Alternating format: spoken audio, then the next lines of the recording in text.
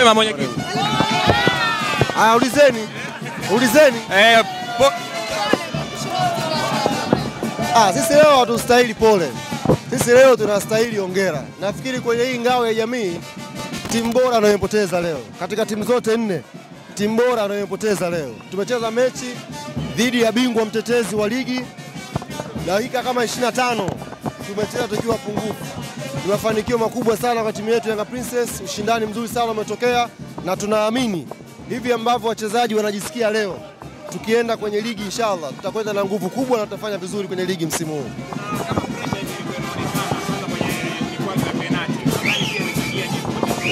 Penalty tunajua ni kitu cha kawaida. Penalty ni kitu cha kawaida. Kupata, kukosa ni kitu cha kawaida. Mimi naangalia dakika 90. Tumeweza kucheza dhidi ya dakika 90, wametangulia kufunga, tukasawazisha goli, tukapata kadi nyekundu mapema kipindi cha pili, tukaweza kuwa contain, create pia nafasi ya kufunga licha ya kuwa pungufu, lakini bahati haikuwa upande wetu kwa dakika 90. Pia kwenye penalty hazinaga mwenyewe. Imekuwa bahati yao leo. Lakini sisi kimpira dakika 90 za leo zimeonyesha tuna timu ya kushinda ubingwa wa ligi msimu huu unaoanza.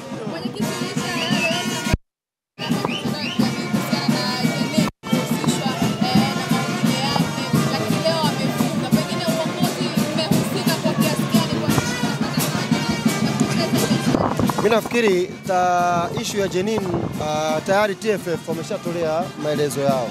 Kwa hiyo tubakie kwenye nukta ile. Tukiendelea kuichambua sana hapa tutachambua vitu ambavyo havina umuhimu. Cha muhimu, shirikisho limeshatoa maelezo yake, limetoa nini kitafuata, basi tufungie kurasa hapo, tumwacheni ubinti acheze mpira. Performance ya timu sio Jenin, performance ya timu. Tumeleta wachezaji wapya kwenye timu yetu na wameonyesha kwamba wameadapt kwa haraka na wameweza kutoa ushindani. Huu JKT ujue ni bingwa mtetezi wa ligi. Sio timu nyepesi. Ukiona wameweza wachezaji wapya wameingia, wametoa ushindani, sisi kama uongozi imeturidhisha na tunaamini. Tumetoka vyumbani muda huu, wachezaji wana hisia kali, wengine wanalia, na tumewaambia hivi mnavyojisikia leo hivi ndio inatakiwa iwe mwisho. Natakiwa hasira hizi, majonzi haya mliokuwa nayo muende nayo kwenye ligi.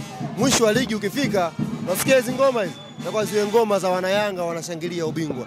Wametusikia na mimi wametuelewa na kazi itakwenda kufanyika inshallah. Sio nafasi yake leo. Jioni njema. Achana na mimi.